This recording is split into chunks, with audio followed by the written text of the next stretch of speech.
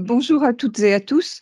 Bon, alors, je suis Sylvane Casademont et Jean-Claude m'a aimablement présentée comme ex-directrice de l'IHEST. En fait, je l'étais encore le 31 juillet 2023 et le 1er août, j'ai pris ma retraite. Bon, mais j'ai une carrière d'une vingtaine d'années dans la CSTI, culture scientifique, technique et industrielle. Puisque je suis arrivée après 20 ans, 23 ans dans le privé, je suis arrivée dans le service public de la recherche pour séparer à INRIA l'information scientifique et technique et la communication d'une façon générale. Et après quelques échanges avec Jean-Pierre Verjus, qui est celui qui m'avait à l'époque recruté, on s'est dit que la communication d'un institut de recherche, c'était moins la communication institutionnelle, bien sûr c'est intéressant, que de communiquer les recherches, c'est-à-dire de communiquer sur ce que faisaient les chercheurs. Or, à INRIA, en 2003, ils faisaient de l'informatique et de l'automatique. Et je peux vous dire qu'il n'y a pas beaucoup de citoyens qui savaient vraiment ce que c'était. Ils savaient bien sûr ce que c'était qu'un ordinateur, mais comment ça fonctionnait, qu'est-ce qu'il y avait dedans, quelles pouvaient être les possibilités, les relations avec les mathématiques, les modèles mathématiques. Personne ne savait ça. Voilà, donc ensuite, je suis passée dans un autre établissement qui était le CEMAGREF, qu'on a transformé avec un autre nom, IRSTEA, qui voulait dire Institut national de recherche en sciences et technologies pour l'environnement et l'agriculture. Donc là, je suis entrée dans un autre univers avec d'autres types de chercheurs, avec toujours la même mission, comment communiquer auprès de tous les publics, donc les recherches de cet institut. Puis, je suis passée au ministère de l'Enseignement supérieur et de la Recherche, avec auprès du directeur général une mission. Et là, je vois Laurent Chicoineau qui a été un de nos partenaires pour travailler là-dessus, qui était essayer de réfléchir sur le mode de gouvernance nationale de la culture scientifique, technique et industrielle, sachant qu'il y avait à peu près, enfin, plus d'un millier d'acteurs, en comptant bien sûr les labos, donc ça fait peut-être même beaucoup plus d'un millier d'acteurs qui faisaient de la culture scientifique, technique et industrielle. Voilà, et puis ensuite, je suis passée, en passant par le département sciences société, à l'Institut des hautes études pour la science et la technologie, qui là s'occupait aussi de relations sciences-société, mais dans un autre sens, à savoir comment former les cadres supérieurs par les sciences sur les enjeux sociétaux. Bon, alors, les slides, ça va servir un petit peu de support. Je ne vais pas vous imposer tous les slides, c'est juste parce que ça permet de structurer. Bon, ce que j'avais commencé, mais vous l'avez très bien fait, Pascal, par me dire, en fait, la CSTI, Relations Sciences-Société, c'est pas nouveau. Ça fait 2 bons siècles qu'on s'en préoccupe, et je crois même que sur, je ne sais plus quelle institution, on peut même remonter à Louis XIII. Donc, puis l'Académie des sciences, bien évidemment. Donc, c'est une préoccupation un peu constante. Donc, il y a toutes ces institutions. Je ne vais pas vous lire les slides que vous lisez très bien, mais je voudrais juste insister sur, en 91, est instituée par Hubert Curien la Fête de la Science, et la Fête de la Science continue aujourd'hui à avoir le succès qu'on lui connaît. Sur ces questions de relations sciences-société, il y a pléthore de rapports. Ceux qui sont les principaux, selon moi, c'est le rapport de Jean-François Servelle, qui était à l'époque inspecteur général de l'administration de l'éducation nationale et de la recherche, les rapports de Maud Olivier et de Jean-Pierre Lelus de l'Opexte, et le rapport récent du CESE de Gérard Hachéry sur ces questions-là. Donc, ils sont tous disponibles en ligne. Et puis, sur des enquêtes récentes, plus ou moins récentes, les sondages Ipsos Le Monde de la Recherche de 2011 à 2016 sur les Français et la science, et puis, l'excellente étude Université de Lorraine, CNRS, Science and You, en 2021, que vous connaissez peut-être, Les Français et la science, représentation sociale de la science, par 3 chercheurs, et qui est un peu une somme qui résume un peu tout. Donc, il y a des études et des enquêtes sur ces questions sur société. Et puis, il y a l'implication du ministère. Il faut rendre à César ce qui est à César. La loi Fioraso en 2013 qui fait deux choses, qui introduit dans le Code de l'enseignement supérieur et de la recherche la mission des chercheurs pour partager leurs recherches vers la société. Et la deuxième chose de la loi Fioraso, c'est la décentralisation de la coordination de la culture scientifique aux régions. Ensuite, la stratégie nationale de culture scientifique, technique et industrielle en 2017 donnait à l'État un rôle globalement stratégique, Jean-Claude, qui était plus un rôle d'incitation, d'implication de l'ensemble des acteurs, et elle posait le problème des moyens à mettre sur ce sujet-là. Et puis, vous connaissez évidemment la LPR. J'ai noté les appels d'offres ANR réservés au projet SAPS, qui sont quand même une belle avancée parce que ça permet de mettre justement de l'argent et de faire aussi de la recherche sur ce domaine, sur société. Et puis, le tout récent rapport Gillet avec les problématiques de conseillers scientifiques du gouvernement. Je vous réfère à l'article plutôt très documenté de Sylvestre Huet dans Le Monde il y a quelques jours, hein, il y a une semaine ou à peu près. Alors, sur les scientifiques, alors en fait, ce que je suis en train de vous dire là, c'est quoi? C'est pas une étude, je suis pas en train de faire ni un master ni une thèse, je ne suis pas scientifique, je suis un citoyen qui est tombé dans le chaudron de la culture scientifique, technique et industrielle, qui aime les sciences depuis longtemps, qui suit des sciences humaines et sociales, mais bon. Et en fait, je me suis dit, tiens, je suis en retraite, donc je vais me mettre un peu en retrait et essayer de synthétiser un peu tout ce que j'avais pu engranger pendant une vingtaine d'années. Donc, ceci est ma vision, elle est totalement contestable, il ne faut pas hésiter à la contester, mais elle vous donne voilà, une vision un peu synthétique sur une vingtaine d'années. Alors, les scientifiques et la diffusion de la CSTI, moi, j'ai toujours trouvé parmi les scientifiques, en tant que DIRCOM, une attitude favorable pour communiquer leurs sciences. Même les chercheurs INRIA les plus réticents qui se disaient mais comment je vais expliquer, je ne sais pas, les équations à dérivée partielle à des lycéens de troisième, c'est impossible. Même eux étaient d'accord pour essayer et pour véritablement communiquer leurs sciences. Alors, il n'y a donc pas que les têtes d'affiche que j'ai citées là, il y a tous les chercheurs qui, quand ils étaient sollicités, le faisaient au fond avec passion. Mais petite critique que j'ai trouvée dans mes 20 ans, qu'on communiquait beaucoup plus sur les sciences dures et un peu trop sur l'astrophysique et pas assez sur les sciences humaines et sociales, sur la philosophie, sur l'histoire. Bon, alors l'histoire, c'est compliqué parce qu'on la trouve partout, mais moins dans la CSTI. Et puis, autre point, je trouve que les institutions scientifiques ont mis du temps, c'est-à-dire les organismes de recherche, les universités ont mis du temps à institutionnaliser vraiment la CSTI. Et je pense qu'aujourd'hui, on y arrive, on y est. Je pense que tous les instituts de recherche, toutes les universités ont des personnes qui sont en charge de sciences société, de la culture scientifique.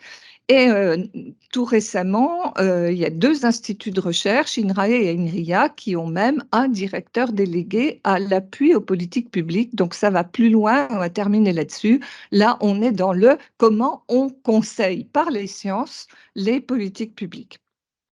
Alors, ça, c'est sur les chercheurs. Sur les Français, que pensent-ils des sciences?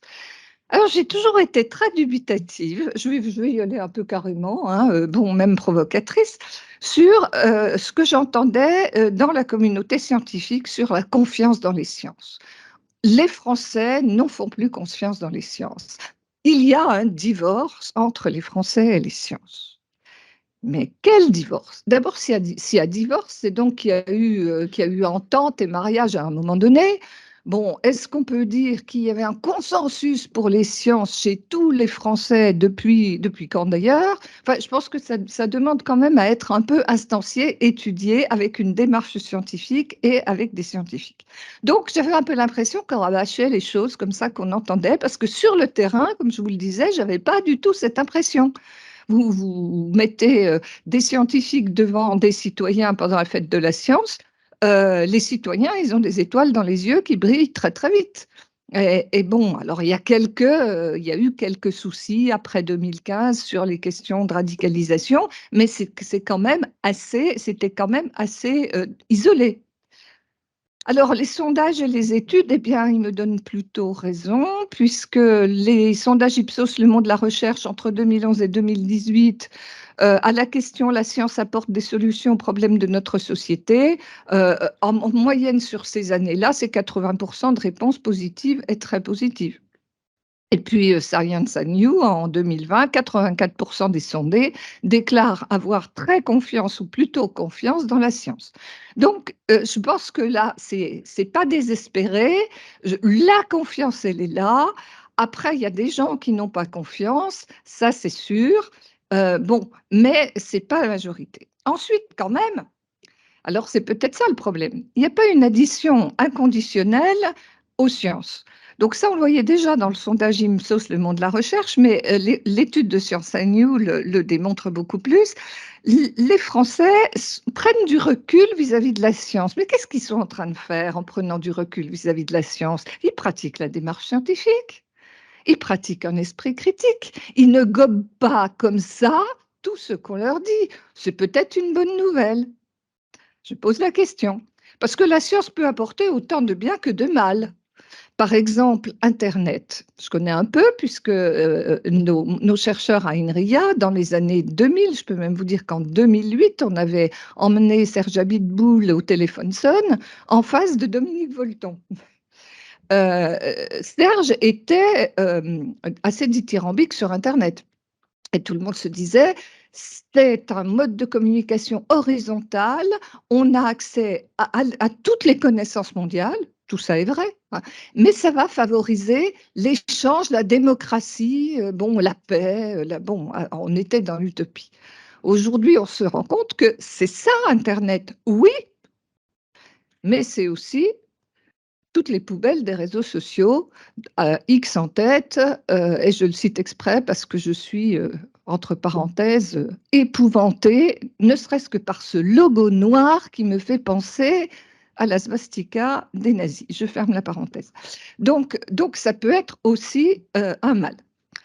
Certains scientifiques peuvent être influencés par la pression de groupes industriels. On trouve ça dans les sondages Ipsos. Bon, c'est vrai et c'est faux, bien évidemment. Mais bon, si on prend l'exemple du tabac qui est bien connu aux États-Unis dans les années 50, 60, 70, il y a d'autre part ça c'est dans le sondage, dans l'étude Science and You, les Français préfèrent sans doute que la science s'intéresse à leur propre vécu qu'à des questions fondamentales.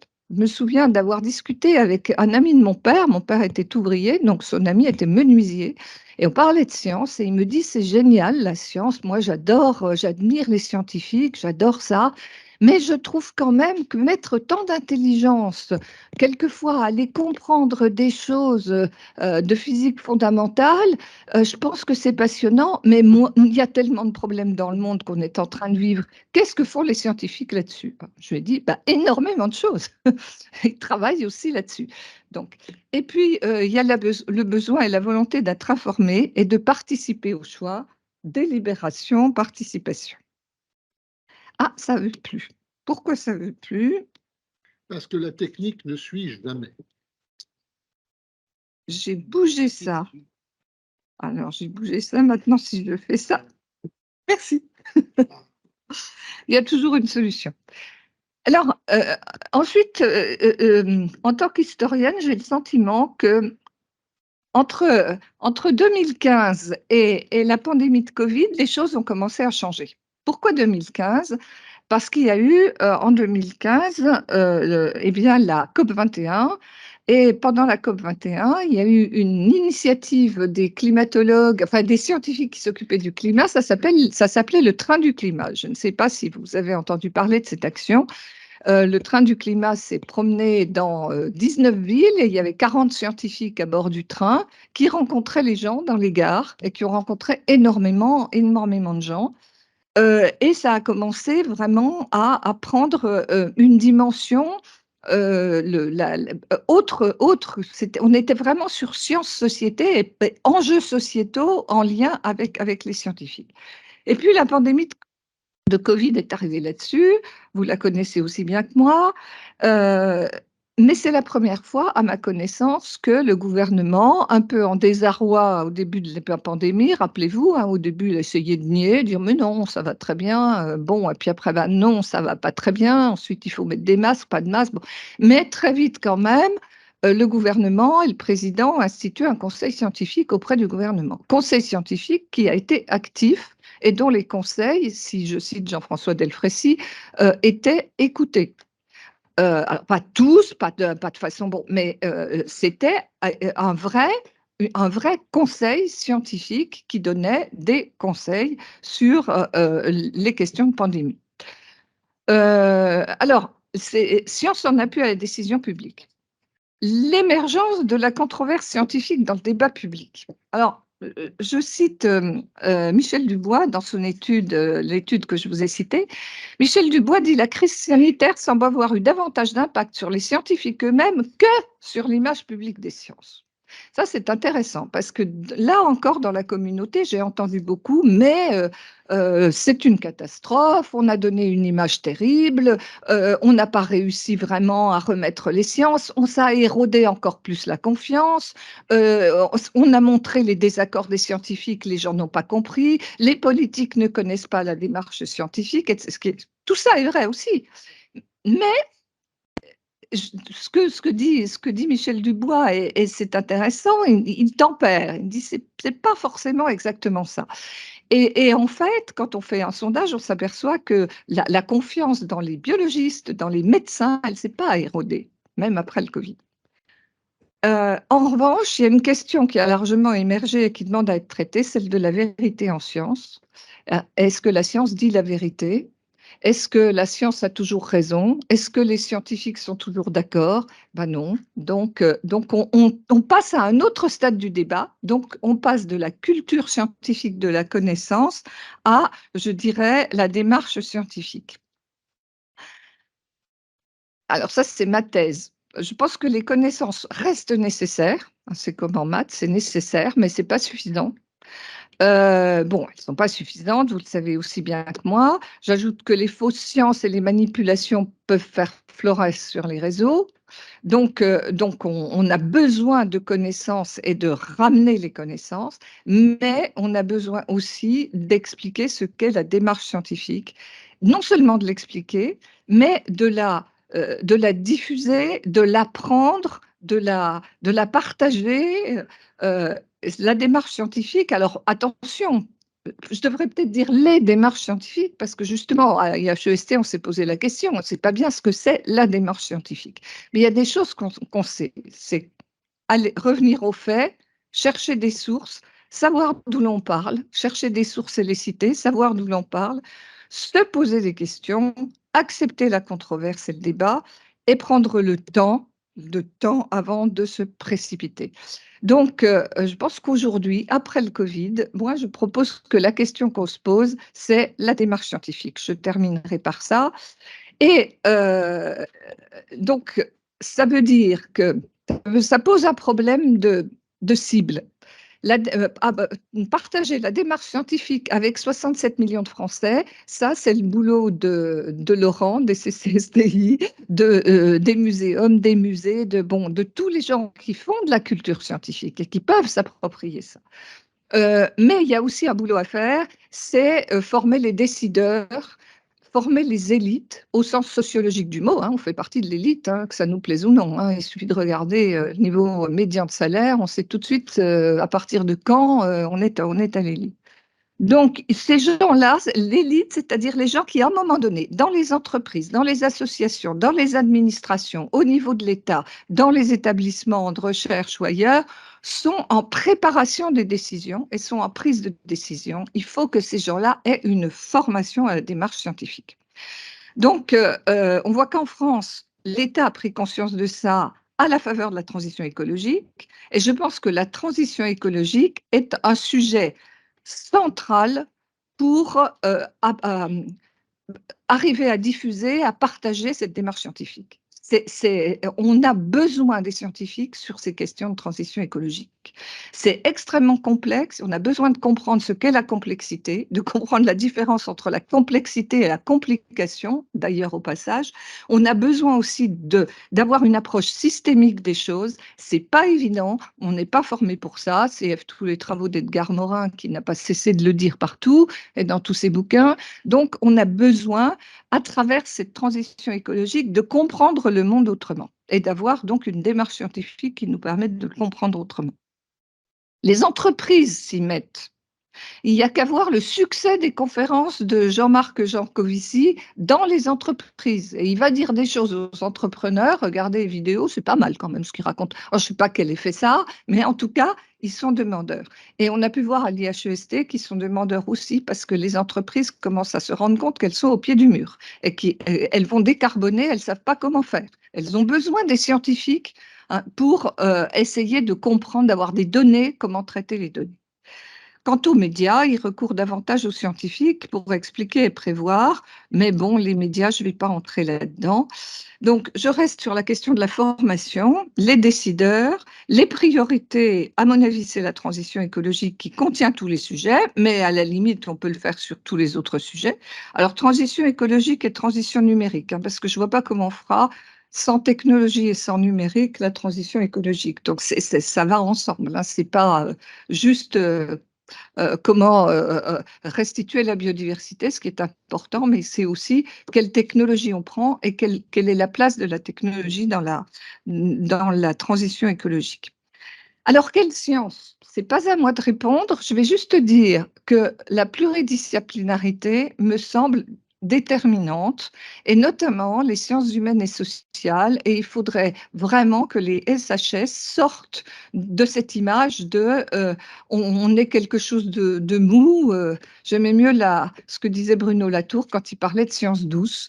Je ne sais pas si elles sont toujours douces, mais c'est plus joli que sciences molles. Et le dernier point qui me semble important, c'est la coopération et non la concurrence. Et pour former des dizaines de milliers d'acteurs, il faut toutes les universités, il faut tous les chercheurs qui peuvent se mobiliser, il faut tous les CNAM. Bon, il faut aussi l'IHEST qui fait ça de façon très sélective puisqu'on forme une cinquantaine de cadres par an. Mais il faut une coopération avec les compétences de chacun. Et je voudrais là citer le bon exemple parce qu'on a assez tiré sur l'École nationale d'administration. Je voudrais dire que l'Institut national du service public, l'INSP, sur la formation continue, est entré dans une démarche de coopération. En juin 2022, il a rassemblé tous les organismes qui faisaient de la formation continue au niveau de l'État. On s'est retrouvés dans une salle, l'IHEST avait été invité, l'IHEDN aussi, enfin les IHE, les Instituts des hautes études, mais pas seulement, il y a beaucoup d'organismes. Et les responsables étaient là, on était 35 organismes dans une salle. La directrice de l'INSP a dit, moi, je veux travailler en coopération avec tous les organismes. Donc, il y a des gens qui sont compétents sur certains sujets, par exemple l'écologie ou la défense nationale, d'autres qui sont compétents sur les sciences, par exemple l'IHEST. Donc, il faut qu'on mette ensemble toutes ces compétences. Et les groupes de travail ont eu lieu tout 2022 et 2023 et ils sont en train de construire un catalogue avec les compétences de l'ensemble de ces organismes. Ce qui veut donc bien dire que avec la délibération et en abandonnant un peu ce dogme de la concurrence, on arrive à faire des choses qui sont intéressantes et je pense que dans l'enseignement supérieur et la recherche, on a tous les atouts pour le faire. Alors, je termine sur quelques citations. Emmanuel Macron, aux 80 ans du CNRS, on a besoin de science plus que jamais. Nous vivons peut-être une des plus grandes crises contemporaines du rapport à la science et à la vérité scientifique. Le rôle de la science dans la gouvernance de la société et son corollaire, la prise de décision, est plus que jamais essentiel dans le monde d'aujourd'hui. Antoine Petit lui fait écho en disant, en ajoutant, les citoyens et les citoyennes doivent pouvoir se forger une conviction en ayant à leur disposition ce que la science sait et ce qu'elle ne sait pas. Et puis, Michel Dubois qui termine en disant là-dessus, près de 6 personnes sur 10 demandent à être davantage associées aux grands choix scientifiques et technologiques. On parlait des sciences participatives tout à l'heure. Seul un tiers de la population accepte l'idée d'une expertise par délégation, soit l'idée que des spécialistes devraient décider seuls et communiquer leurs raisons après coup au grand public sans jamais le consulter. Voilà. Merci de votre attention, j'ai peut-être été un peu longue. Non, enfin, oui, Oui. non, ça, enfin, pas moins. Merci beaucoup de cette introduction qui vraiment soulève l'ensemble des questions que nous avons à traiter. Je passe la parole immédiatement. Alors, ce qui est le plus simple, c'est comme le CNRS a été beaucoup cité en fin de course, etc. C'est Alain, mais voilà, si tu peux rebondir ou compléter ce point de vue ou t'y opposer, eh bien, nous en serons heureux. Merci pour cette invitation. Merci Jean-Claude. Merci les collègues ici du CNAM. Je suis très très heureux d'être ici. C'est une institution que j'admire beaucoup. Et puis nous sommes dans l'amphithéâtre Fabry-Perot. Je suis sûr que c'est pas un hasard. Évidemment, non. Voilà, évidemment non. Les physiciens pensent que c'est une seule personne qui a créé l'interféromètre de Fabry-Perot. Monsieur Fabry-Perot, pas du tout. C'est deux collègues au début du siècle, du XXe siècle. Et vous avez les noms qui sont ici. C'est Charles Fabry et Alfred Perot. Dans les années 1900, avant 1910, ils ont construit sur des bases de physique ondulatoire, ils ont construit un interféromètre. Voilà. L'interféromètre de Fabry-Perot, qui est très, très, très, très célèbre, très connu parce qu'on utilise encore aujourd'hui les principes d'interférométrie et parfois même on construit des interféromètres. C'est un peu le cauchemar des étudiants qui doivent passer des travaux pratiques, par exemple pour l'agrégation, pour les concours, enfin, etc. C'est construisez-moi donc un interféromètre de Fabry-Perot. Ça a beau dater du début du XXe siècle, c'est pas facile tous les jours. Et donc, un interféromètre, il s'agit de construire une interférence entre des ondes lumineuses pour mesurer des longueurs d'onde. Et je trouve que c'est parfaitement adapté à l'idée que ce que nous essayons de faire ici, c'est de travailler sur les interférences entre sciences et société. Voilà mon introduction. Je promets, je peux m'arrêter là. Oui, pas de problème. Enfin, bon. Je voudrais rebondir sur la question de la transition que tu as appelée, transition écologique, une transition énergétique, transition, voilà. Et pour jeter un œil sur la façon dont, dans notre pays, mais aussi à l'étranger, un peu à l'international, la façon dont on considère l'apport de la science dans ces questions.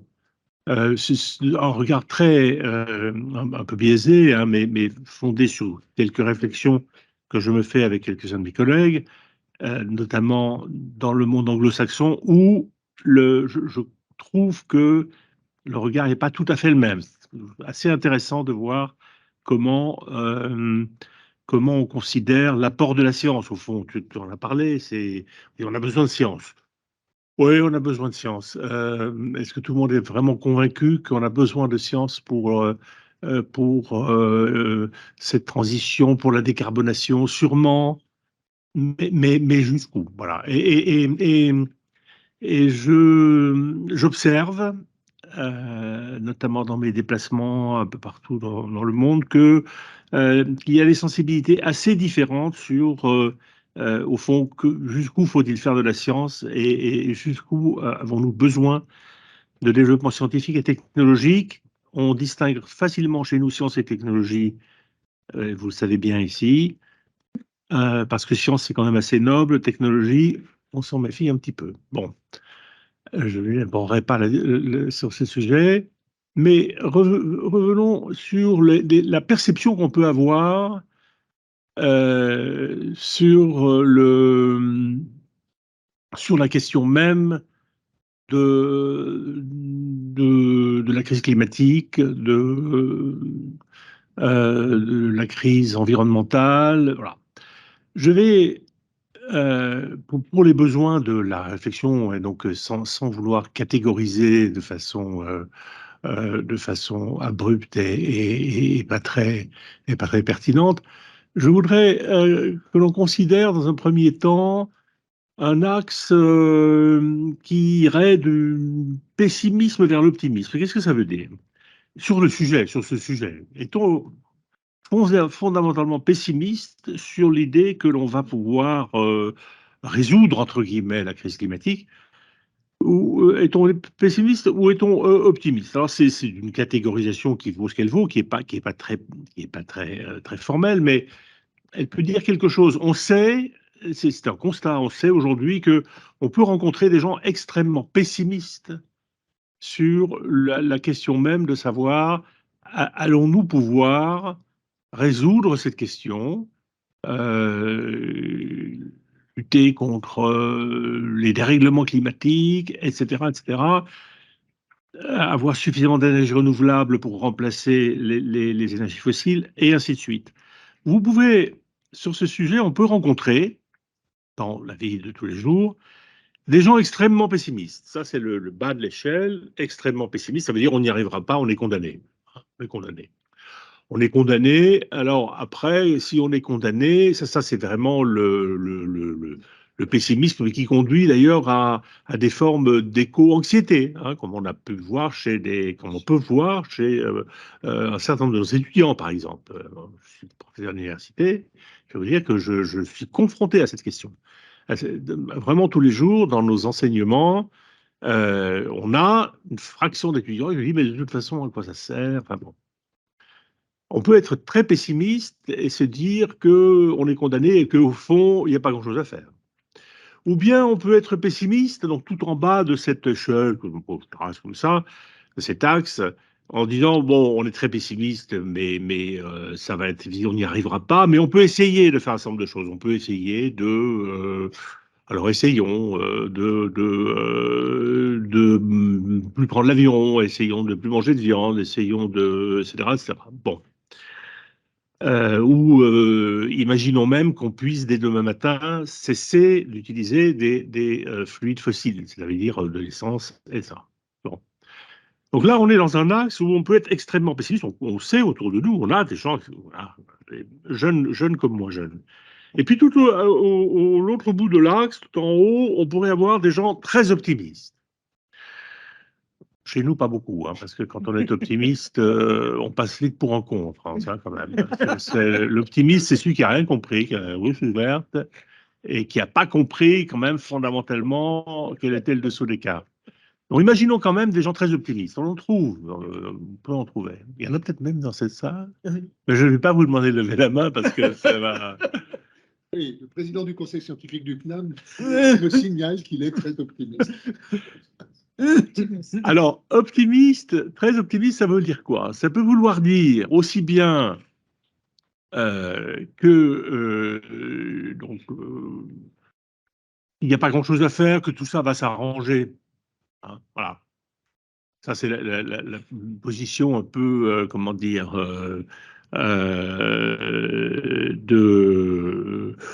oui, vous avez quelques politiciens à l'international qui pensent que, mais oui, tout ça va, bon, c'est pas, voilà.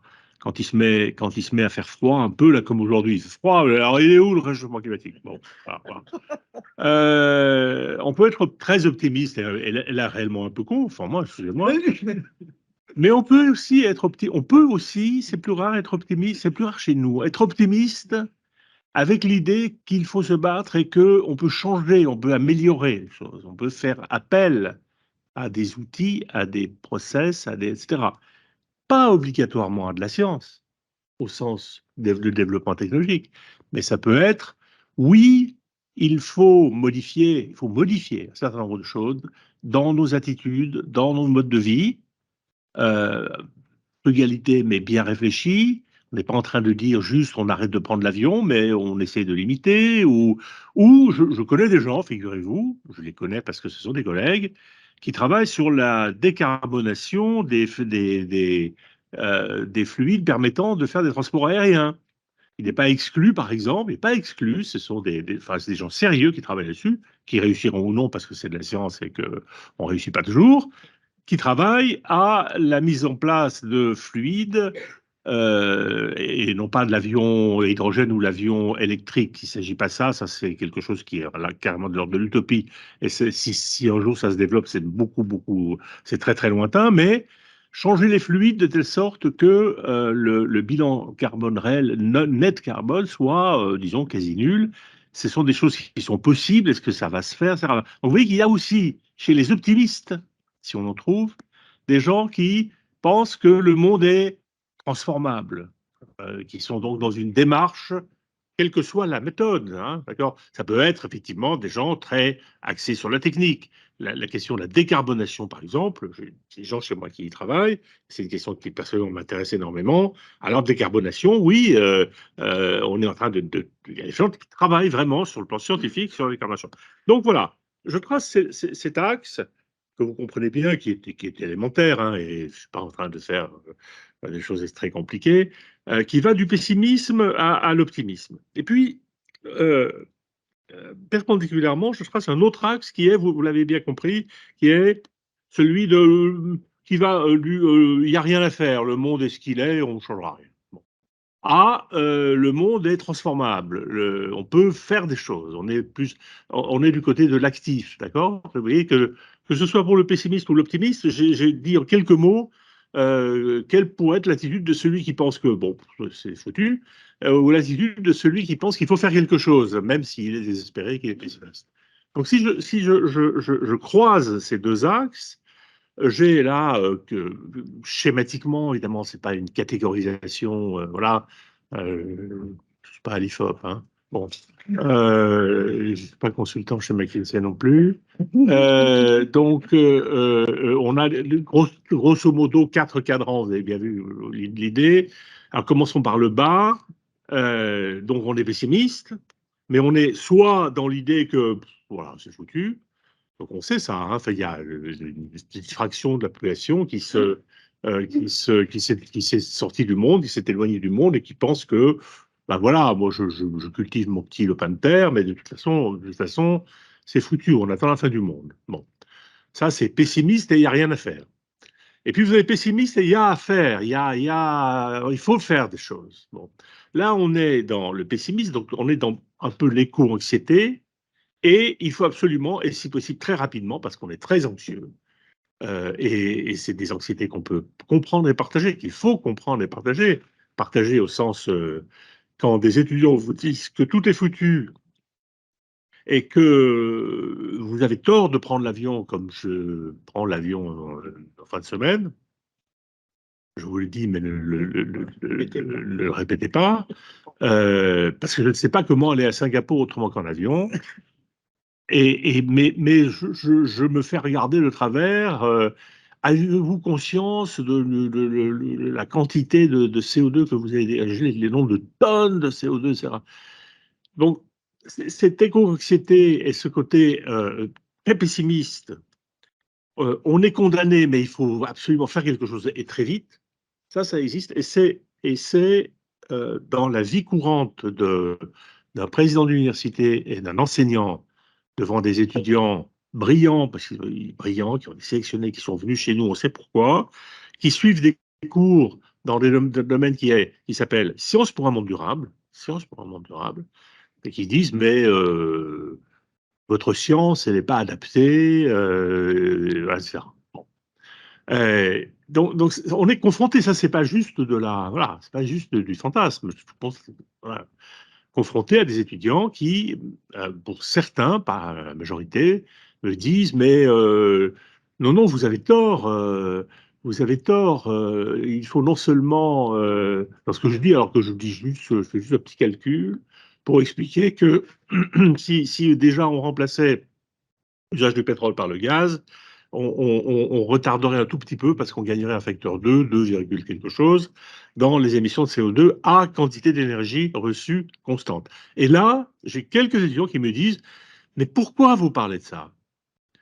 Je parle de ça parce que, bah ouais, écoutez, moi je trouve que dans la vie de tous les jours, si je suis capable de faire fonctionner un instrument, je sais pas quoi, ou même ma voiture, bon, avec du gaz plutôt qu'avec de l'essence, je vois que ça a un effet, ça suffit pas. Mais déjà, on se sert plus de charbon pour faire avancer nos trains, hein. Donc, dans la grande route vers l'électrification, eh bien, passer du charbon au pétrole, puis du pétrole au gaz, bah, c'est une avancée. Voilà. Et là, on me dit, vous avez tort. Mon calcul est juste, excusez-moi. Tout de même, enfin, voilà, bon. Je sais Je suis, ouais, et puis je suis titulaire d'une thèse d'État, moi, monsieur. Voilà. Et il dit, vous avez tort, vous nous parlez de choses totalement inintéressantes. Ce qu'il faut avant tout, c'est arrêter dès demain matin d'utiliser des fluides fossiles, que ce soit du charbon, ok, que ce soit du pétrole ou que ce soit du gaz. Arrêtons tout. C'est ça le message. Voilà, c'est pas la majorité des étudiants qu'on a choisi, sélectionné dans ce module sciences pour un monde durable. C'est une fraction active d'étudiants qu'il est vraiment très intéressant d'écouter, même si, objectivement, on en reste un peu baba. Donc, on a un travail à faire. Voilà pour la partie pessimiste. Les pessimistes qui, de toute façon, sont condamnés, la fin du monde est pour demain, on est au bord de la falaise, hein. Allez, hop. Et puis, bon, ok, très bien. Et puis ceux qui sont dans l'éco-anxiété, ça existe, c'est en train, mon sentiment, c'est que c'est en train de se déployer. Bon. Et je ne suis pas en train de dire qu'il faut lutter contre ça, c'est pas mon discours. Je dis qu'il faut le constater, qu'il faut le prendre en compte, qu'il faut y réfléchir avec les acteurs. Si je passe du côté optimiste, hein, je prends mon sourire, je fais mon sourire niais. Vous avez sur le cadran en haut à droite, donc optimiste, mais il n'y a rien à faire. Vous avez donc j'allais dire les Trumpistes. Vous avez vous avez on en a chez nous, hein. C'est bon, écoutez, c'est une crise comme la civilisation on a connu plein. On trouvera les solutions, voilà. Et ça, c'est effectivement et les solutions seront sûrement, ce qui ne nous arrange pas dans le discours, les solutions seront scientifiques. Les scientifiques vont trouver, ouais, bah, ok. Donc, c'est quand même une façon aussi d'impliquer la science dans une démarche intellectuelle qui est contestable. Ce qui est vraiment très intéressant, c'est le dernier cadran. C'est celui où on est optimiste parce qu'on pense qu'il y a des choses à faire, parce qu'on pense qu'on n'est pas condamné et que on se pose la question de ce qu'il y a à faire. Non pas se dit simplement et vous voyez que là, je comprends bien que je suis bien dans Sciences et Sociétés, là. Hein, Oui. Et qu'il y a des choses à faire, que ça n'est pas que la science, qu'on n'a pas juste en train d'attendre que vous trouviez des méthodes de décarbonation. Parce que juste entre nous, on trouvera, on va dire, il y a des gens qui travaillent aujourd'hui sur des méthodes de décarbonation, ça peut être y compris la décarbonation de l'air. Ça veut dire retirer du CO2 de l'air. Très compliqué. Les industriels disent ça coûtera trop cher. Oui, très bien, ils nous ont dit ça quand on a commencé, mes ancêtres, hein, à inventer les transistors et à se dire que voilà, peut-être qu'un jour on pourrait avoir des objets comme ça qui ont des puissances de calcul équivalentes à des ordinateurs qui prenaient toute la pièce autrefois. Et là, on avait bien des industriels qui ont dit, bon non, mais vous fabriquerez jamais ça parce que ça coûtera trop cher. Donc la science va faire des choses, on le sait. Et c'est pas juste un acte de foi, c'est que c'est en cours. En cours, la décarbonation, c'est un sujet, il y a de l'argent pour ça, il y a des chercheurs de très bonne qualité partout dans le monde qui travaillent sur des sujets, ça avance, c'est compliqué, ça avance lentement. Bon, voilà. Mais s'il ne s'agit pas que de ça, dans ce carré que j'appelle écomoderniste, écomoderniste, c'est un mot que je n'ai pas inventé, il y a un mouvement écomoderniste très soutenu dans le monde anglo-saxon. Regardez un peu de travers chez nous, un petit peu. Vous pouvez trouver ça sur Internet, sur le web. Vous trouverez un manifeste écomoderniste qui a été rédigé par des gens qui sont affiliés à un institut qui s'appelle Breakthrough Institute. Ce sont des gens très intéressants. Ça ne veut pas dire que tout ce qu'ils disent ou tout ce qu'ils écrivent est pertinent, mais c'est fouillé, c'est fait par des gens qui réfléchissent. Voilà, c'est assez agréable à lire, non pas parce qu'ils disent la vérité, mais parce qu'ils disent des choses utiles, ce qui n'est pas tout à fait pareil. Et on peut être contre, voilà, mais il faut développer les arguments. Quand on lit leur papier, on se dit, ouais, peut-être que non, mais il faut y réfléchir. Voilà. Donc l'écomodernisme, c'est une façon de dire, on est raisonnablement optimiste et pas optimiste béat. On ne pense pas que tout va se faire par un claquement de doigts. On ne pense pas non plus que la science va résoudre tous les problèmes. On ne pense pas ça. On pense que on est dans une transition, que cette transition, il faut la faire. Il faut la faire. Donc, voilà, on ne nie pas l'existence de cette crise et de cette difficulté. Et que, bien sûr, il va falloir, là, les discussions sont très intenses dans le mouvement Breakthrough sur le fait de savoir comment et jusqu'où l'évolution des pratiques, l'évolution des modes de vie doit se faire, et doit se faire partout dans le monde, parce que se faire chez nous, oui, on voit à peu près, se faire dans le monde occidental et le monde développé, on voit bien, sobriété, blablabla, barbecue et compagnie, mais quand vous allez en Inde ou en Afrique, la même question se pose un tout petit peu différemment. Vous savez bien, je ne vais pas élaborer là-dessus parce que j'ai déjà cité des gens comme Jean Covici et d'autres qui disent des choses très intéressantes et très développées qui sont des vrais spécialistes du domaine. Donc voilà, je voulais exprimer là-dessus, Jean-Claude, si je n'ai pas été trop long, j'espère. Je terminerai là-dessus pour dire que je trouve très intéressant, encore une fois, je ne suis pas du tout ni dans la dénonciation, ni dans la publicité pour ce mouvement écomoderniste. Je trouve très intéressant que ce mouvement-là soit qualifié de différentes façons dans les différentes parties du monde. Sans doute sans grande surprise, le monde scientifique anglo-saxon et le monde culturel, intellectuel anglo-saxon est plus enclin à être écomoderniste qu'on ne l'est chez nous. Je vais vous citer un exemple très récent. Vous avez peut-être lu à un moment donné dans Le Monde, si vous lisez encore Le Monde, une tribune publiée par un certain nombre de scientifiques que je connais, qui sont des gens sérieux, ce ne sont pas des gens qui sont à côté de la plaque, y compris dans leur production scientifique, et qui proposaient la création d'un institut fondé sur l'idée du projet Manhattan. Un Manhattan de la science. Je ne sais pas si le terme est bien choisi. Je pense que c'est issu du dernier film sur Oppenheimer. Hein, voilà. Et donc, un Manhattan de la science, ça veut dire quoi? On se mobilise, on demande à l'État 1 milliard d'euros par an jusqu'en 2030, je ne sais pas combien. On fait quelque chose qui est sous la responsabilité du Premier ministre, de la Première ministre, parce qu'en France, il faut toujours que ce soit national et voilà. Et on y met des scientifiques qui veulent vraiment travailler sur la résolution de grands problèmes pour lesquels il y a des sujets pour lesquels il y a nécessité de solutions scientifiques. Ce qui ne veut pas dire, on pense que la solution du big problème sera entièrement scientifique. C'est pas ce qui est dit. C'est pas ce qui est dit. La tribune est plutôt bien rédigée. Ce sont des gens que je connais qui sont pas des qui ne sont pas des Didier Raoult de la science. Hein. C'est des physiciens qui ont sur rue, qui sont très sérieux. Ce qui est intéressant, c'est que parmi les réactions à cette tribune, il y en a une assez forte qui consiste à dire ça, c'est du technosolutionnisme. Du technosolutionnisme.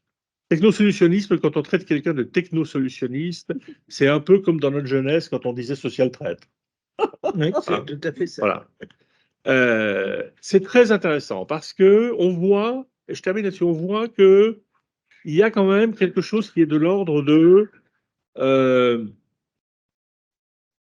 soit, c'est pas la science qui résoudra tout, et là, je pense qu'on peut tous être d'accord, mais espèce de soupçon comme quoi, quand on évoque des scientifiques à certains sujets, j'avais en tête décarbonation, donc je le mets là, décarbonation, oui, il faut trouver des outils pour la décarbonation. Ça ne veut pas dire qu'une fois qu'on aura trouvé ça, qu'on aura résolu les problèmes du monde. Mais dès qu'on invoque des questions scientifiques pour aborder cette transition très difficile, très compliquée, on est très vite soupçonné de vouloir imposer la science comme seule solution.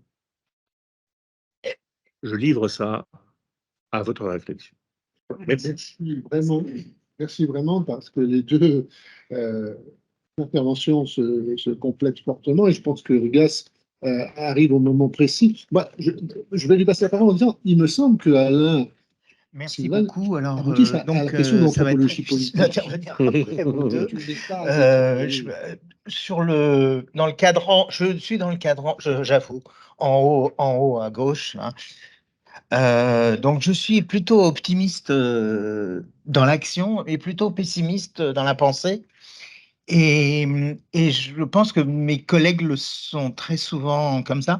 Je voudrais signaler à ce propos que les étudiants de l'Université Paris-Cité, qui est ce nouvel ensemble gigantesque de Paris-Descartes, Paris Diderot et de l'IPGP, plus quelques autres autour, a lancé, il y a une jeune biologiste qui a lancé une initiative de faire un cours transversal des différentes facultés sur les sciences de la durabilité. Qu'est-ce que c'est la durabilité en sciences?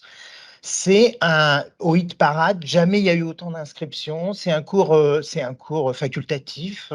Il y a un enthousiasme absolument débordant des jeunes étudiants qui n'ont pas encore fait leurs études et qui s'inscrivent en L1 à cette université en fac de sciences, où c'est la plus grosse fac de médecine de France d'ailleurs en ce moment. Malheureusement, on se bat quand même beaucoup contre les médecins quand on n'est pas médecin. Pour avoir des salles, par exemple. Mais c'est tout à fait étonnant de voir que, en fait, ceux qui se trouvent dans le cadran du bas, qui sont donc résolument éco-anxieux, voilà, sont généralement jeunes et veulent savoir ce que la science offre pour réfléchir à ces questions. Je suis très content d'ailleurs qu'on ait parlé de ça parce que je suis ici au CNAM, qui a été le lieu où a été inventé le domaine sciences, technologies, société en France, puisque c'était un domaine qui existait, qui commençait à exister en Angleterre essentiellement, en Écosse plus précisément, et qui a été fondé par Jean-Jacques Salomon, dont son livre, publié en 1970, s'appelle Sciences et politique, et qui, dans la première partie, tout à fait remarquable, est en fait une révision de ce que la science a dû éprouver dans le projet Manhattan et dans le procès qui a eu lieu contre Oppenheimer après le procès Manhattan pendant ces périodes de paix. Procès qui a donné lieu à la fondation d'une association de scientifiques qui est l'ICSO, qui existait plus ou moins avant, mais le Conseil international de la science, dont l'objectif était de apporter des solutions scientifiques à la paix, arrêter en fait la course aux armements et faire en sorte que malgré la division Est-Ouest, qui a quand même gouverné le monde pendant plus de 50 ans, a gouverné le monde pendant 50 ans, serait une solution des scientifiques, une participation politique active des scientifiques dans la vie sociale, dans la vie politique au niveau mondial, en pensant justement que le niveau d'intervention de la science, c'était l'international, parce que c'était là, dans ces enceintes-là, nouvelles, toutes reconstituées après la guerre, qu'on allait pouvoir faire bouger les choses. Aujourd'hui, on est peut-être un peu plus pessimiste, Et je dirais que le bouquin de Jean-Jacques Salomon, alors je ne sais pas quelle a été la popularité de ce livre, mais il me semble qu'il a été assez bien lu. Il a été assez bien lu. Et un peu plus tard, 5 ans plus tard, Amílcar Herrera, qui est un physicien très connu, puisqu'il a participé à la mise en place des premières politiques de sciences en Argentine avec Jorge Sabato, qui a été ministre de la Recherche pendant une dizaine d'années. Amílcar Herrera a écrit un livre qui s'appelle Ciencia y Política en América Latina, Science et politique en Amérique latine, qui a été un best-seller absolu et qui continue encore à être le livre le plus vendu des éditions Siglo XXI, donc une de la plus grande maison éditoriale d'Amérique latine. Amílcar Herrera, dans ce livre, en fait, appelle à une participation citoyenne dans la fabrication de la science et de la politique scientifique. On est en 75. On est en 75, c'est un communiste qui parle, qui bizarrement, ce n'était pas du tout la position des communistes européens. C'est un communiste qui parle et qui se trouve au Brésil parce qu'il est réfugié politique, et c'est une dictature en Argentine à cette époque, et qui dirige un centre un peu clandestin. C'était dans le département de géophysique, dans l'université de Campinas au Brésil, dans lequel il étudiait justement, il faisait étudier aux jeunes sociologues, anthropologues et autres qui participaient, puis aussi de quelques physiciens et géophysiciens. Il était géophysicien lui-même, en fait. Travailler justement à élaborer des idées sur la politique d'innovation et les politiques de participation dans la science. C'était les 2 lignes de recherche de cet institut qu'il avait fondé, qui est devenu aujourd'hui un institut à part entière de l'université de Campinas, qui existe encore d'ailleurs. Et donc, je suis assez content de ça. Jean-Jacques Salomon, j'ai donc connu dans mon jeune âge, c'est en fait lui, et on ne sait pas qu'à cette époque-là, il avait un assistant. Cet assistant s'appelait Bruno Latour. Et bien sûr, Bruno ne pouvait être l'assistant de personne. Donc, il a assez vite ripé vers le Centre de sociologie de l'innovation, où Michel Calon l'a invité à devenir maître de conférence de l'école des mines.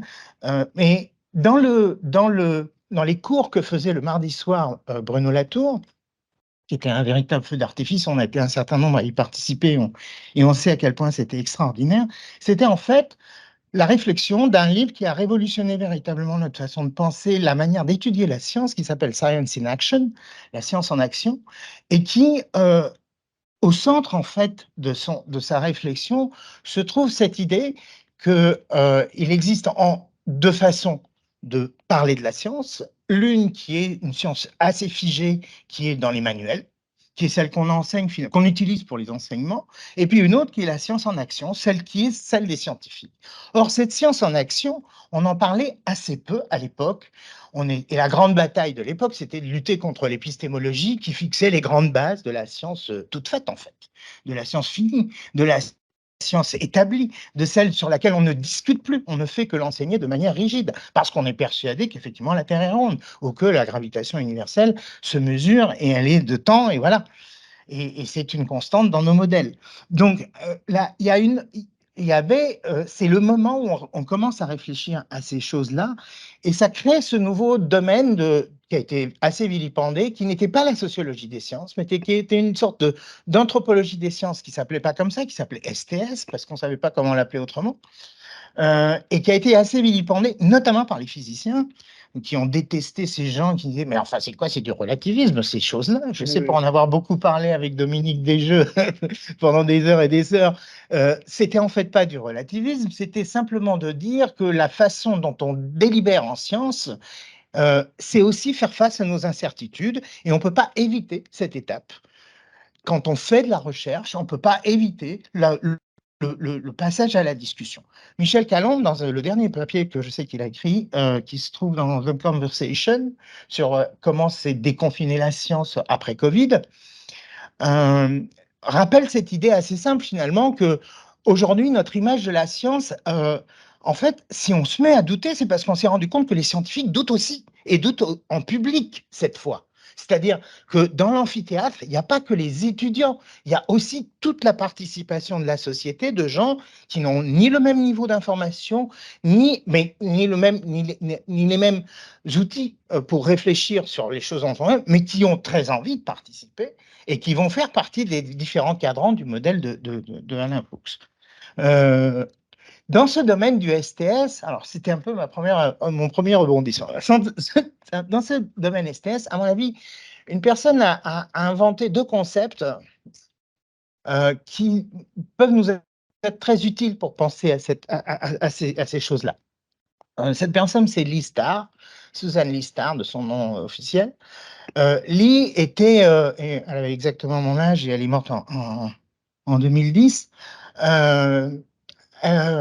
C'était une sorte de génie qui avait inventé un premier terme qui a été les objets frontières et un deuxième terme, ou plutôt dans l'autre sens, qui a d'abord inventé un terme qui sont les infrastructures d'information, qu'elle a aussi appelé plus tard infrastructure de connaissance, et la différence, elle est liée à la façon dont on articule l'information avec de la pratique en actionnant l'information. Et le deuxième terme, c'était objet frontière. C'était à l'issue d'un travail de terrain. C'était une sociologue de terrain remarquable qui avait étudié pendant 5-6 ans un modèle de communication mis en place par des biologistes pour communiquer des informations sur le génome. On ne sait pas encore ce que c'est exactement le génome. On parle, c'est les débuts de la biologie moléculaire qui a explosé dans les années 80, comme vous vous souvenez peut-être pas, mais que moi j'ai vraiment vécu à ce moment-là. Ces gens étaient censés avoir mis en place un réseau d'ordinateurs avec une connexion sur une base de données en construction qui devait amasser toute l'information utile pour travailler sur les questions de biologie moléculaire. Donc, c'était un truc de réfléchir entre nous, scientifiques, qui ne sommes pas dans les mêmes endroits, dans les mêmes lieux. Profiter d'Internet avant qu'Internet ne devienne ce qu'il était aujourd'hui, tout à fait ouvert. Encore que le sort d'Internet était d'être ouvert, comme l'a montré Mark Bernstein, qui est un génie de l'informatique et des hypertextes, dont j'ai traduit un texte que je vous recommande fortement, qui s'appelle Le petit manuel d'Internet à l'usage des malveillants. Trouverait dans la revue d'anthropologie des connaissances. Marc a aussi écrit un article remarquable sur les origines sur les idées qui ont été à l'origine d'Internet et qui expliquent beaucoup des problèmes qu'on a aujourd'hui, qui était la volonté d'ouvrir complètement la connaissance, qui est issue de l'après-guerre. 80% des scientifiques qui ont travaillé à cette ouverture sont des scientifiques juifs réfugiés aux États-Unis, et c'est pas un hasard. Et dans ce mouvement de volonté d'ouverture au monde, on crée cette infrastructure de connaissances qui est Internet et qu'on appelle aujourd'hui Internet, et qui est en fait un mécanisme à la fois de réflexion et de circulation de l'information. On ne se rend pas à quel point compte, c'est ce que raconte Lee Starr dans ses travaux, à quel point ces infrastructures nous font réfléchir d'une façon qui nous est imposée, même ne serait-ce que par les images qu'on y fait circuler. Et de ce point de vue, l'existence d'une infrastructure, c'est un truc invisible. Vous ne savez pas où se trouve exactement le réseau d'électricité, de plomberie, de machin. D'ailleurs, elle n'est visible que quand ça ne marche plus. C'est quand ça casse qu'on commence à savoir où elle se trouve et on se pose des questions. C'est quelque chose qui est complètement incrusté, inscrit dans les structures sociales et dans la façon de faire les choses. C'est-à-dire qu'en fait, en gros, on ne définit pas l'infrastructure de telle ou telle façon. Elle s'impose assez naturellement, entre guillemets, par les gens qui les conçoivent. Elle est transparente totalement, elle est totalement invisible. Et surtout, elle oblige à des apprentissages et elle est mise en place, c'est une technologie, et comme toutes les technologies, elle prend un temps fou à être apprise, à être utilisée. Cet apprentissage, c'est souvent des apprentissages collectifs qui ne dépendent pas seulement de l'intelligence individuelle. L'apprentissage, j'ai beaucoup travaillé dessus, donc dans les entreprises, c'est toujours une opération collective et on peut rassembler des gens qui ne savent pas lire et écrire et faire fonctionner une machine à CNC tout à fait facilement. Dans le collectif, on peut faire circuler l'information avec une puissance totalement impossible pour un individu. Et en plus, les apprentissages sont toujours un peu spécifiques aux groupes particuliers qui les mettent en place. C'est-à-dire qu'en fait, si on se met tout dans cet amphithéâtre à diviser en deux et dire, voilà, vous allez faire la même chose que les autres, vous avez une semaine pour mettre en place, je ne sais pas moi, une technologie quelconque, vous allez arriver peut-être au même résultat, mais en ayant utilisé des voies totalement différentes. Et ce particularisme de la connaissance disparaît dans l'infrastructure totalement. Il est totalement invisible. Listar donc disait, voilà, en fait, peut-être que ce qu'il faudrait voir pour comprendre, alors la petite histoire du réseau qu'elle étudiait, c'est qu'il n'a jamais fonctionné. Qu'il a toujours été un réseau où les gens s'échangeaient des recettes de cuisine finalement. Et donc, ça permettait à Berkeley de parler avec Washington au sujet des dernières pastas, puisqu'ils adorent la pizza et la pasta. Et donc, voilà, c'était un peu limité dans le... Mais au fur et à mesure se constitue une base de données. Et cette base de données est construite par ces bric-brocs de machins, d'informations qui viennent et fixent des standards. Et ces standards, qui sont tout aussi invisibles que l'infrastructure, en fait, définissent aussi notre façon de classer les choses et de penser les choses. Alors, il y a un livre tout à fait remarquable qui a été écrit par Jeff Bowker et Listar qui s'appelle Sorting Things Out, qui a été très joliment traduit par Arranger les choses. Le livre vient d'être publié ce mois-ci en français, donc combien 23 ans plus tard, 24 ans plus tard, puisqu'il a été publié en 99 en anglais, par une petite équipe, je crois que c'était Éric Dagiral, Ashwin Perbay et Vincent Cardon qui ont été les principaux traducteurs du bouquin. Et arranger les choses, c'est exactement le problème qu'on se pose quand on se met à mettre en doute les catégories qu'on utilise. Et cette classification, ces débats permanents qu'on a, en fait, remettent en cause systématiquement les catégories que nous utilisons. La manière que nous avons de classer les choses, de penser les choses. C'est aussi vrai pour le public en général que pour le scientifique bien formé. Et ce qui est considéré une vertu dans le cas du chercheur est considéré un vice dans le cas du citoyen. Voilà. Donc, ce que je voulais, c'est ces différentes façons de penser les choses me semblent permettre, disons, de concilier cet optimisme et ce pessimisme, ou je dirais le dedans et le dehors. Le fait que nous sommes en permanence dans une sorte d'ambivalence par rapport au rôle de la connaissance. Alors, je terminerai sur quand même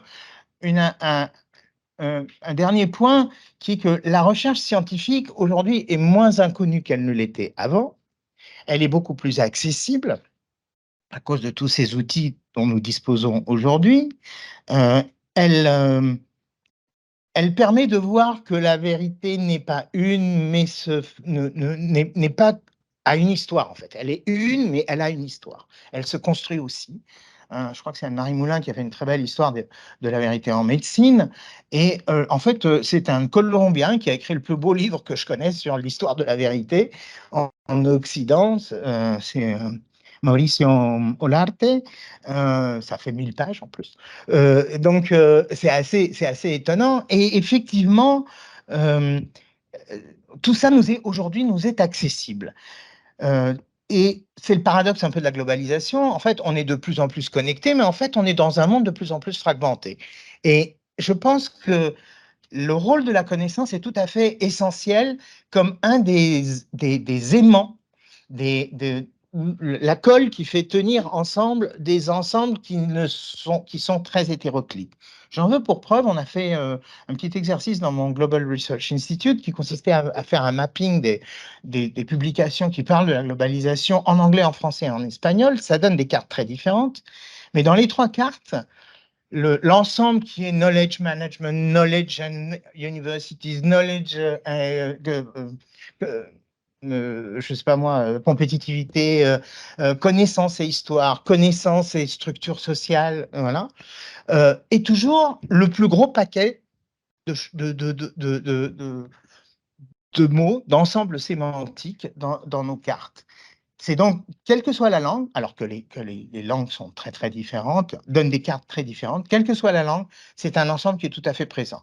Et la langue en français, pour finir sur une note francophone, et qui rebondit un petit peu sur ce que vous disiez au début, Sylvain, la carte de la mondialisation en français se fait sur un axe qui met le local, les structures, les politiques locales, la mise en place de politiques d'aménagement du territoire, l'articulation du local au global, etc. En haut, on va dire, de la carte, et en bas de la carte, l'histoire et l'historicité des processus, à l'inverse de la carte en anglais qui met essentiellement l'impact, le poids sur, disons, une colonne vertébrale qui est les différentes formes de globalisation financière et économique.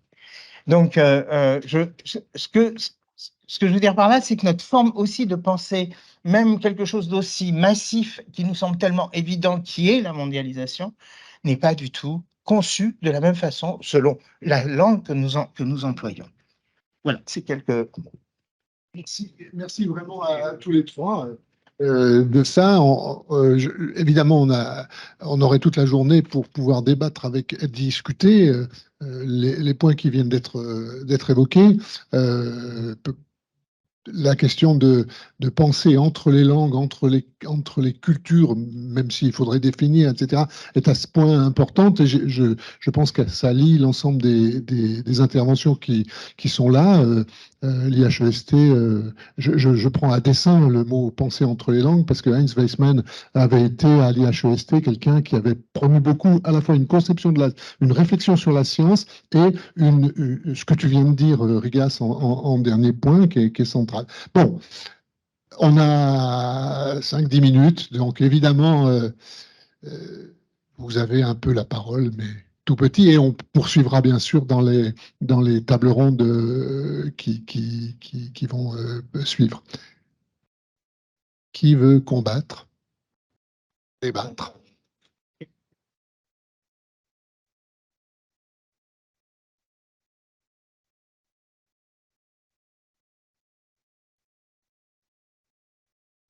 Allô?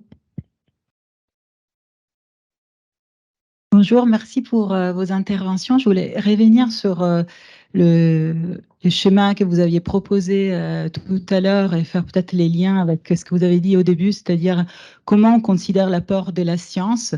C'est la façon dont vous avez commencé votre intervention, Messieurs Fuchs et Rigas Arpanitis, ça parlait des relations à la science entre science et politique. Je voulais faire les liens entre ces deux questions parce que j'ai l'impression, en fait, qu'aujourd'hui, ce passage du Carreo que vous nommez être celui-là des mouvements écomodernistes que je ne connais pas, mais dans les cas de la transition écologique, on voit quand même glisser petit à petit, et surtout ces derniers temps et ces derniers jours, des gens qui se situaient peut-être dans cet optimisme voilà, d'un lendemain possible, y compris avec la science, vers les carrés bas de l'éco-anxiété immobilisante, du fait, non pas, je pense, de la relation entre science et société civile, que comme a été dit, effectivement, on peut parler de méfiance, mais il y a quand même encore une possibilité de dialogue, mais du dialogue impossible de plus en plus entre science et politique.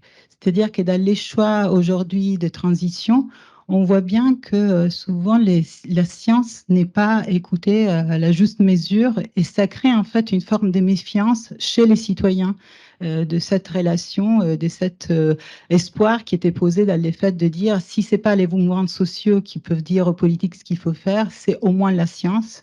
Et dans les cas du GIEC ou d'autres scientifiques qui sont largement posés dans les débats publics autour de la question de la transition, ben, on voit une non-écoute qui crée de la méfiance et fait glisser, je pense, progressivement les gens du carré haut au carré bas. Voilà, donc c'était une réflexion et je voulais savoir ce que vous en pensiez puisque vous avez parlé à la fois de relations entre science et politique et... C'était Elisabetta Bucolo. Elisabetta Bucolo, maîtresse des conférences, sociologue au CNAM.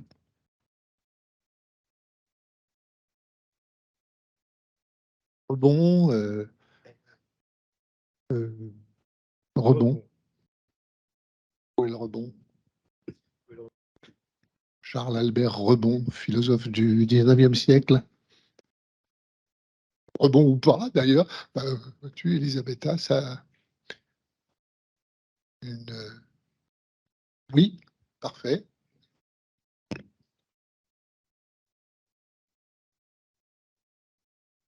J'en profite pour saluer mon collègue. Merci beaucoup. J'hésitais un petit peu à prendre la parole parce que j'ai pas des titres aussi longs, loin de là. Je suis fraîchement sorti de master et je viens aussi pour continuer à me former sur ces questions-là et avancer sur mon métier en tant que médiateur. J'ai été très interrogé par l'intervention de Monsieur Fuchs, très sincèrement. Je fais partie des éco-anxieux. Et j'ai bien vu que ça a suscité quelques rires complices dans l'Assemblée et je le comprends. Je sais aussi qu'on peut attribuer parfois un certain ridicule à certains militants qui sont beaucoup plus en colère, beaucoup plus inquiets de l'avenir du monde.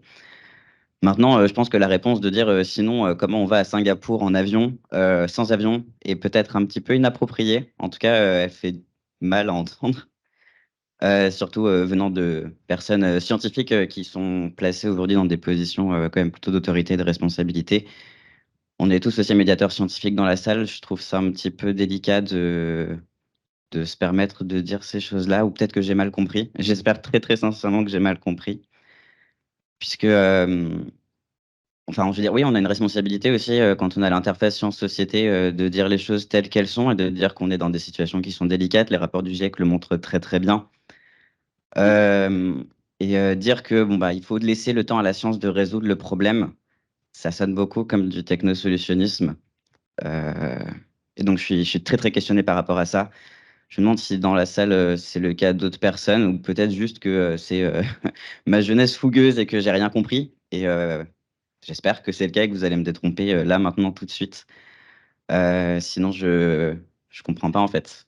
Qu'est-ce qu'on est censé dire exactement? Qu'est-ce qu'on est censé dire à des publics qui nous disent aujourd'hui, OK, le GIEC dit des trucs, mais en fait, personne les écoute. Et comme l'a fait remarquer ma collègue juste avant. Et si même nous, scientifiques, on dit non, mais en fait, c'est pas si grave, vous inquiétez pas, on va trouver, faites confiance aux scientifiques, c'est sûr qu'ils vont plus nous écouter. Donc, je sais pas.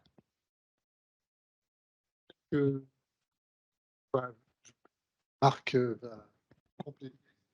Oui, merci. Je ne suis plus un jeune fougueux. Je suis peut-être en train de devenir un vieux sage, si bien que j'ai beaucoup apprécié le schéma d'Alain Fuchs, mais je considère que ce schéma, ce serait très bien comme une introduction à un discours qui est du contenu, c'est-à-dire un discours qui rentre dans la complexité du monde et qui notamment ajouterait comme première approche de la complexité un troisième axe, donc on serait là dans l'espace, non plus dans le plan, qui serait une approche où on prend en compte l'imprévisible, d'un côté, où on considère que tout est imprévisible, une approche opposée, où on considère que tout est prévisible. Et sans cet axe-là, le schéma, selon moi, nous écarte très fortement du réel. Donc, en tout cas, ce schéma, moi, dans le plan, je ne peux pas le faire mien, puisqu'il gomme, je répète, toute la complexité des choses.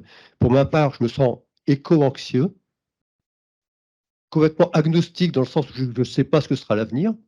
J'ai quelques éléments de connaissance sur l'avenir, mais sans plus. Et je me sens ni pessimiste ni optimiste, mais plutôt acteur. Voilà. Merci. Marc le prouve, de notre laboratoire HC2S. Je fais juste une petite pause avant de vous donner la parole si vous le souhaitez.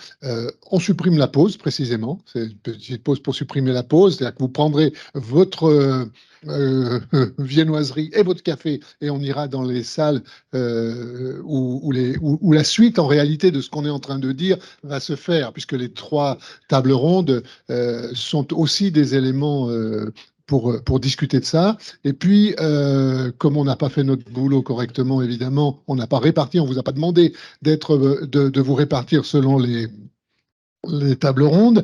Donc, de fait, ben, on essaiera d'équilibrer une fois qu'on verra qu'il y en a une qui en a trop et que les autres en ont moins. Voilà. Mais maintenant, si Alain ou Rigas ou Sylvain veulent donner un commentaire, et il n'y a pas forcément, on peut faire comme au masque et la plume dans le temps et dire restons-en là, continuons la séance suivante. Ça ne va pas s'épuiser à l'instant, hein, quand même.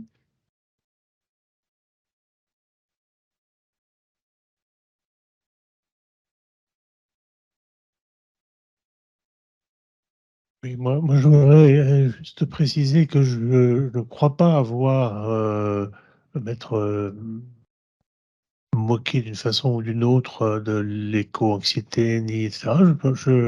Enfin, en tout cas, c'était pas du tout mon propos, et il ne faut pas, certainement pas le prendre comme ça.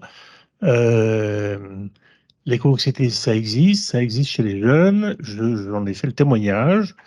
J'avais produit un témoignage qui est celui d'un enseignant qui est confronté à,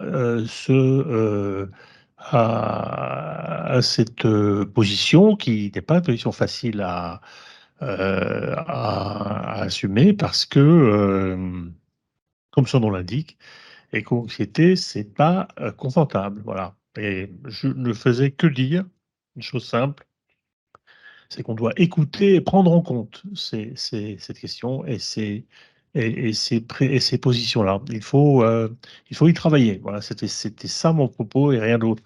Et je ne crois pas avoir produit quelque ricanement que ce soit sur le sujet, bien au contraire.